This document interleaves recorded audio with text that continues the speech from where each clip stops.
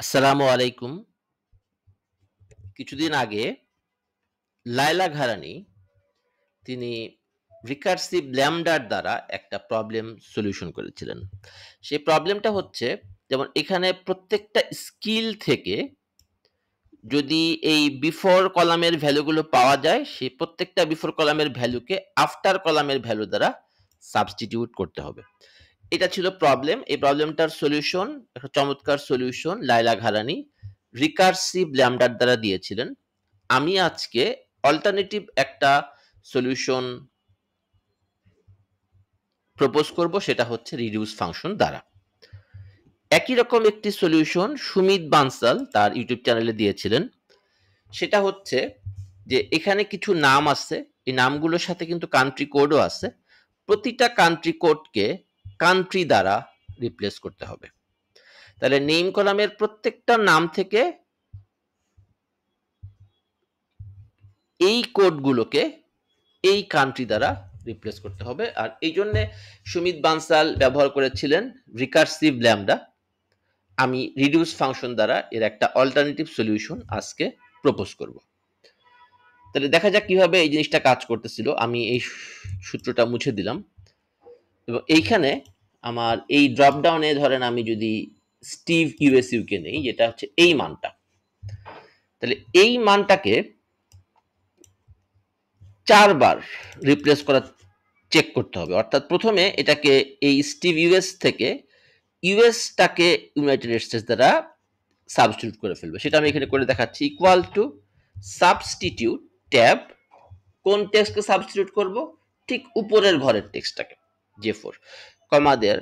এই J4 ঘরের text থেকে কি সাবস্টিটিউট করব? এই কোডটাকে। তাহলে কোডটা কোন ঘরে আছে? G5 টাইপ করে দিলাম, কমা। এখন এই কোডটা সাবস্টিটিউট করে কি আনবো? কান্ট্রির নাম আনবো। তাহলে সেটা কি? সেটা হচ্ছে H5 দিয়ে ব্র্যাকেট ক্লোজ করে এন্টার। তাহলে প্রথম দফা সাবস্টিটিউটের পরে ইউএসটা ইউনাইটেড স্টেটস হয়ে গেল। এখন এই মানটাকে নিয়ে আবার সেকেন্ড দফা সাবস্টিটিউট করতে হবে। সেটা হচ্ছে এই এই সেলটাতে, এই সেলটাতে যদি ইউকে থাকে, যেমন ইউকে অলরেডি আছে, সেটা ইউনাইটেড কিংডম দ্বারা সাবস্টিটিউট হয়ে যাবে। যেহেতু আমার এই রেফারেন্স সবগুলো রিলেটিভ, আমি যদি এটাকে নিচের দিকে টেনে নিয়ে আসি, আমি দেখব যে ইউকেটা ইউনাইটেড কিংডম দ্বারা সাবস্টিটিউট হয়ে গেছে। এরপর এটাকে যদি আরেক দফা নিচে টানি, এই ক্ষেত্রে এফআর এটা কিন্তু এই উপরের সেলটাতে নাই, যেহেতু ফ্রান্স নাই, তাহলে এখানে ফ্রান্সের কোনো সাবস্টিটিউশন হয় নাই। এবং নিচের ঘরে যদি নিয়ে আসি, আইএনডি ইন্ডিয়াও এখানে নাই ঠিক উপরের সেলটাতে, কাজে ইন্ডিয়াটাও এখানে সাবস্টিটিউট হয় নাই। তাহলে এই 4 দফা সাবস্টিটিউট শেষে ফাইনাল ভ্যালু হচ্ছে এই লাস্ট এটা। এই জিনিসটাই রিকার্সিভ ল্যামডার দ্বারা সলিউশন করা যায়, যেটা সুমিত বানসাল দেখিয়েছিলেন। এই ফাইনাল ভ্যালুটা কোথায় আসছে দেখেন, এই ফাইনাল ভ্যালুটা চলে আসবে এই স্টিভ ইউএসইউকে এর পাশের এইখানটায়। এই কাজটা রিকার্সিভ ল্যামডার দ্বারা সুমিত বানসাল সলিউশন করেছিলেন। আমি রিডিউস ফাংশন দ্বারা একটা অল্টারনেট সলিউশন প্রপোজ করতেছি। প্রথমে আমি সূত্র লেখা শুরু করি। ইকুয়াল টু রিডিউস লিখে দিলাম ট্যাব। তো রিডিউস ফাংশনটা আসলে কি করে? রিডিউস ফাংশনটা হচ্ছে, এটা মেনলি এন্ডিং ব্যালেন্স বের করার কাজে ইউজ হতে পারে। এটা স্পিল্ড অ্যারে বা ডাইনামিক অ্যারেতে মানে দিয়ে যদি আমি এটা এন্ডিং ব্যালেন্স ইউজ করতে চাই, সেই কাজে এই রিডিউস ফাংশনটা ইউজ করা যেতে পারে। এটা ভালো একটা ইউজ রিডিউস ফাংশনের। এটা একটা ল্যামডা হেল্পার ফাংশন। তো এখন এইটাও কিন্তু এক ধরনের এন্ডিং ব্যালেন্সের মতো, কারণ এই 4 বার রিপ্লেস তো এন্ড রেজাল্ট যেটা, সেটা আমাকে এখানে নিয়ে আসতে হবে। এই কারণে আমি এখানে রিডিউস ফাংশন ইউজ করছি। তো এখন ইনিশিয়াল ভ্যালু কি? আসলে আমি রিপ্লেস করাটা শুরু করতেছি কোন জায়গা থেকে? এই যে স্টিভ ইউএসইউকে, সেটা আমি পাইছি কোন কলাম থেকে? এই কলাম থেকে না? তাহলে ইনিশিয়াল ভ্যালু হিসেবে আমি এই নামগুলোকে রেফার করে দিব। আমি এইভাবে সিলেক্ট করেও রেফার করতে পারি, এটাও একটা ওয়ে, এটা টেবিল করা আছে। অথবা আমি এটাকে একটা নাম দিয়ে রাখছি নেমস, নেমস লিখে ট্যাব দিলাম, তাহলেও কিন্তু আমার এই নামগুলো, এগুলো আমার এখান থেকে ইনিশিয়াল ভ্যালু নিতে হবে। এখান থেকে ইনিশিয়াল ভ্যালু নিয়ে এই 4টা কোড 4 বার রিপ্লেস করে এই 4টা কান্ট্রি আনার পরে একদম এন্ডিং রেজাল্টটা আমাকে নিয়ে আসতে হবে। এরপর দিলাম কমা। এবার কি চাচ্ছে? অ্যারে। তা আমি যে রিপ্লেস করব, আমি তো কোড নেমগুলো রিপ্লেস করব না, মানে আমার সাথে 4 বার রিপ্লেস করতে হবে 4টা কোডের জন্য। তাহলে এই ক্ষেত্রে যেমন আমার এইখানে যেমন এই 4টা রিপ্লেস হয়েছে, তাহলে অ্যারে হচ্ছে এই 4টা কোড, যেটা এভাবে আমার রেফার করা সম্ভব, অথবা আমি একটা নেমিং করে রাখছি, আমি এখানে লিখতেছি কোডস, লিখে দিলাম ট্যাব, তাহলে এই কলামটা রেফার হয়ে গেল। তো এই 4টা রিপ্লেস শেষে এন্ডিং ব্যালেন্স মানে এন্ডিং রেজাল্টটা, লাস্ট ধাপের যে রেজাল্টটা, সেইটা আমি রিডিউস ফাংশন দ্বারা নিয়ে আসতে চাচ্ছি। এখন এরপরে চাচ্ছে ফাংশন, যে এই 4টা কোডের জন্য 4 বার যে কাজটা করতে হবে সেটা কোন ফাংশন, কি অপারেশন করতে হবে। এবং এই জন্য আমি এই ফাংশন হিসেবে একটা ল্যামডা ফাংশন দিচ্ছি এখানে, তাহলে আমি দিচ্ছি ল্যামডা। এই রিডিউস হচ্ছে একটা ল্যামডা হেল্পার ফাংশন।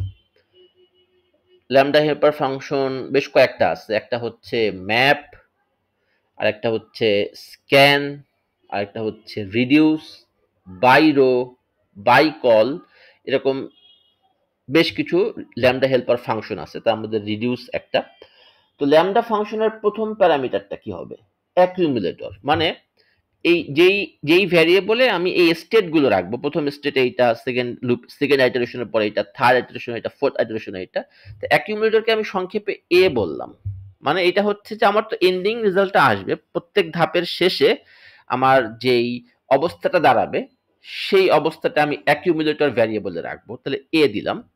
এখানে একটা কথা বলি যে আমার কিন্তু এখানে আসলে ধাপে ধাপে জিনিসটা বোঝানো উদ্দেশ্য না, আমার এখানে সলিউশনটা প্রোভাইড করা উদ্দেশ্য। কারণ এই জিনিসটা আসলে যদি বেসিক থেকে কভার করে আসতে হয়, আমাকে একদম স্পিল্ড অ্যারে থেকে শুরু করে অনেকগুলো জিনিস কভার করার পরে এই জিনিসটা আসতে হবে। যারা অলরেডি রিডিউসটা এবং ল্যামডা ফাংশনটা বুঝেন তারাই এই জিনিসটা সহজে আয়ত্ত করতে পারবেন। এরপর দিলাম কমা। এরপর সেকেন্ড প্যারামিটার কি? সেকেন্ড প্যারামিটার হচ্ছে যে এই কোড কলামের এক একটা কোডকে আমি কি বলবো, আমি এটাকে কোডও বলতে পারি, কোড বললেও চলবে। প্রত্যেকটা কোডকে আমি রিপ্লেস করবো, তাই কোডই বললাম, দিলাম কমা। এবার চাচ্ছে যে ঠিক আছে, আচ্ছা যে এই আমি অ্যাকিউমুলেটর পাচ্ছি যেখানে আমি স্টেট রাখতেছি, আর আমি যেখানে রেজাল্টটা রাখতেছি, রেজাল্ট হচ্ছে এইগুলো হচ্ছে রেজাল্ট, আর আমি কোড একটা ভ্যারিয়েবল পাইলাম। এখন আমি কি অপারেশন করব, প্রত্যেকটা আইটারেশনে আমি কি অপারেশন করব? তো এই অপারেশনটা হবে হচ্ছে সাবস্টিটিউট অপারেশন। তাহলে আমার এই ক্যালকুলেশন হবে সাবস্টিটিউট, লিখে দিলাম ট্যাব। তো সাবস্টিটিউটের টেক্সট কোনটা, কোন টেক্সটকে রিপ্লেস করবে, মানে অ্যাকিউমুলেটেড যে স্টেট, এই অর্থাৎ যেমন দেখেন সেকেন্ড ধাপে আমার এই ঠিক আগের ধাপের যে অ্যাকুমুলেটেড রেজাল্টটা সেটাকেই কিন্তু সেখান থেকে কিন্তু রিপ্লেস করছে। কাজেই এ হবে হচ্ছে আমার টেক্সট, এ টেক্সট থেকে রিপ্লেস হবে, এবং রিপ্লেস হয়ে ওল্ড টেক্সট কি আসবে, ওল্ড টেক্সট মানে ওই অ্যাকুমুলেটেড রেজাল্ট থেকে কি রিপ্লেস করবে, কোডটা রিপ্লেস করবে, তাহলে দিচ্ছি কোড, দিলাম কমা। এবার নিউ টেক্সট কি আসবে, এই কোডের বদলে কান্ট্রি আসবে। তো কান্ট্রিটা কিন্তু কোডের ঠিক ডান পাশের সেল, আর এই জন্য আমরা অফসেট ফাংশন ইউজ করতেছি, অফসেট। তো রেফারেন্স হচ্ছে কি, রেফারেন্স হচ্ছে কোড, মানে কোড থেকে আমি এক ঘর ডানে যাব, কয় রো নিচে যাব, রো এর কোনো চেঞ্জ হবে না, রো হচ্ছে 0, এবং কয় কলাম ডানে যাব, এক কলাম ডানে, কারণ কোডের ঠিক এক কলাম ডানেই কিন্তু কান্ট্রি। দিয়ে অফসেটের ব্র্যাকেট ক্লোজ, সাবস্টিটিউটের ব্র্যাকেট ক্লোজ, ল্যামডার ব্র্যাকেট ক্লোজ এবং রিডিউসের ব্র্যাকেট ক্লোজ করে এন্টার প্রেস করলে আমার কিন্তু দেখেন এই যে স্টিভ ইউএস ইউকে, সেটা কিন্তু এখানে Steve US United states United kingdom হয়ে গেছে। এখন আমি যদি এখানে, এটা কিন্তু সম্পূর্ণ ডাইনামিক একটা জিনিস, যেহেতু এটা ডাইনামিক অ্যারে, এটা ডাইনামিক এই সেন্সে যে আমি যদি এখানে নতুন একটা মানুষের নাম অ্যাড করি, যেমন 12 দিয়ে দিলাম ট্যাব, এখানে আমি হয়তো বা দিচ্ছি ট্রাম্প, কমা কান্ট্রি কোড দিলাম ইউএস, দিয়ে দিলাম ট্যাব, তাহলে কিন্তু দেখতে পাচ্ছেন ট্রাম্প ইউনাইটেড স্টেটস রিপ্লেস কিন্তু হয়ে গেছে। আচ্ছা, এরপরে এটা কিন্তু এখানেও নতুন কান্ট্রি কোড অ্যাড করা যাবে, যেমন আমি যদি এখানে অ্যাড করি বিডি, এবং বিডি থাকলে হবে বাংলাদেশ, তাহলে আমি কিন্তু এখানে একটা কান্ট্রি কোড এবং কান্ট্রি অ্যাড করলাম। এখন আমি যদি এখানে 13 দেই, এবং আমি যদি এইখানে কার নাম দেওয়া যায় বাংলাদেশে, ধরেন জুই, এবং সে হচ্ছে বিডি ট্যাব, তাহলে কিন্তু দেখেন এই জুই বাংলাদেশ এটাও কিন্তু হয়ে গেছে। মানে এটা কিন্তু আমি নেইমেও নতুন নতুন নাম অ্যাড করতে পারবো, এবং এই কোড এবং কান্ট্রিতে নতুন নতুন নাম অ্যাড করতে পারবো, যেহেতু আমার এই সোর্সগুলো টেবিল, এই দুইটাই কিন্তু টেবিল, এবং যেহেতু আমার এই ডাইনামিক অ্যারে ইউজ করা হয়েছে এখানে রিডিউস ফাংশন, যার ফলে আমার এই প্রত্যেকটা নাম থেকে প্রত্যেকটা কোড রিপ্লেস হয়ে সেখানে কান্ট্রি নিয়ে আমার রেজাল্টটা ডাইনামিক ভাবে চলে আসবে। যত বেশি নাম আমি চাইলে অ্যাড করতে পারবো, যত বেশি কান্ট্রি কোডও আমি চাইলে অ্যাড করতে পারবো। এই গেল সুমিত বানসালের যে প্রবলেম, সেই প্রবলেমটার একটা অল্টারনেট সলিউশন, রিকার্সিভ ল্যামডার বদলে রিডিউস ফাংশন। আমরা এবার পরের ভিডিওতে চলে যাব, পরের পার্টে চলে যাব, সেটা হচ্ছে লাইলা ঘেরানির প্রবলেমটার সলিউশন। কন্ট্রোল পেজ ডাউন দিয়ে পরের পাতায় চলে গেল। এই ক্ষেত্রেও আমার এগুলো নেমিং করা আছে, এই ক্ষেত্রে আমার। তো আমরা এখানে সূত্র লিখব, এখানে এই জিনিসটার নাম দেওয়া আছে স্কিল। আমি যদি এখান থেকে স্কিল সিলেক্ট করি, স্কিলস, তাহলে এই কলামটা সিলেক্ট হচ্ছে। আর এটার কোনো নাম দেওয়া আছে বিফোর এর কোনো নাম এই মুহূর্তে এখানে নাই, তাহলে বিফোরের একটা নাম আমি দিব। ধরেন এটাকে সিলেক্ট করে এটার নাম আমি ধরেন দিয়ে দিলাম বিফোর, এই কলামটার নাম দিয়ে দিলাম বিফোর।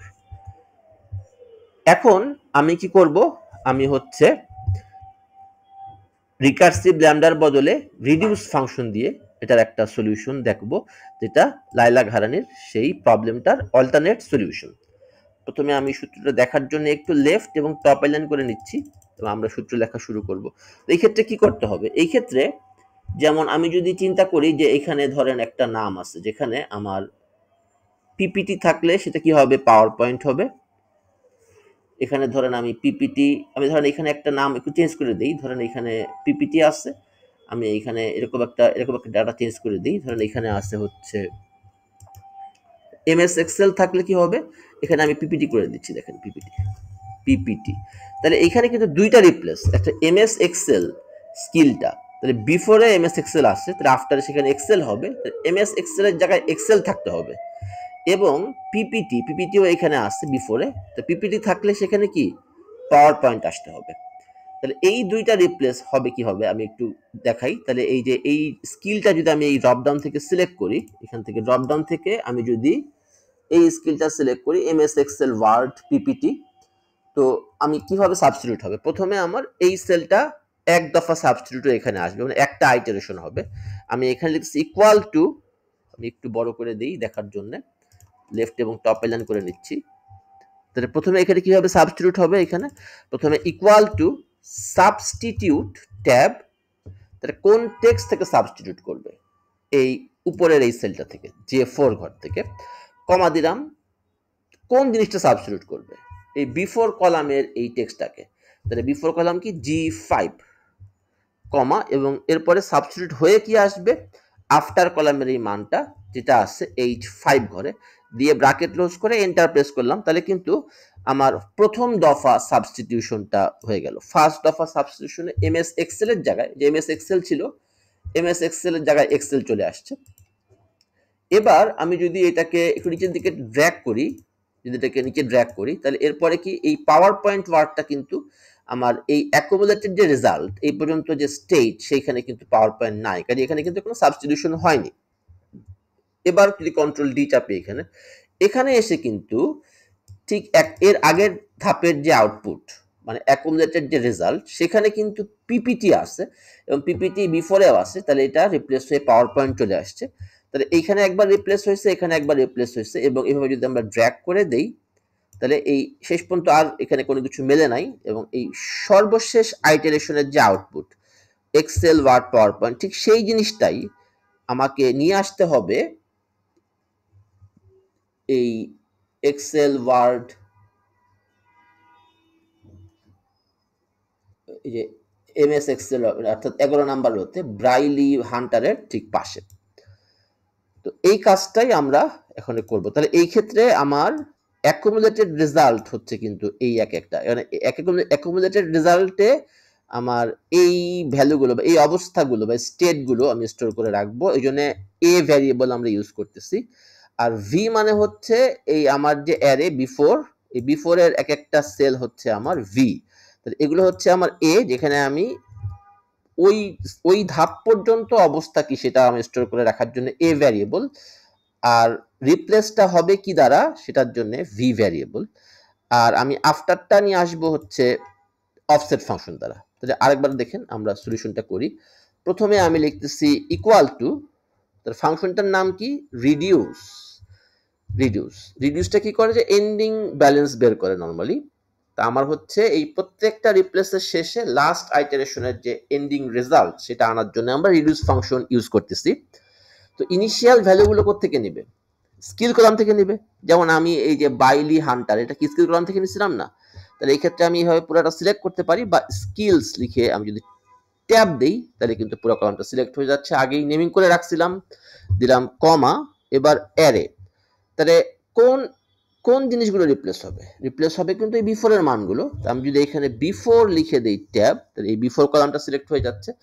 অর্থাৎ আমার এক একটা স্কিল নিয়ে প্রত্যেকটা বিফোর ভ্যালু দ্বারা রিপ্লেস করে সেই বিফোরের জায়গায় আমাকে আফটার নিয়ে আসতে হবে।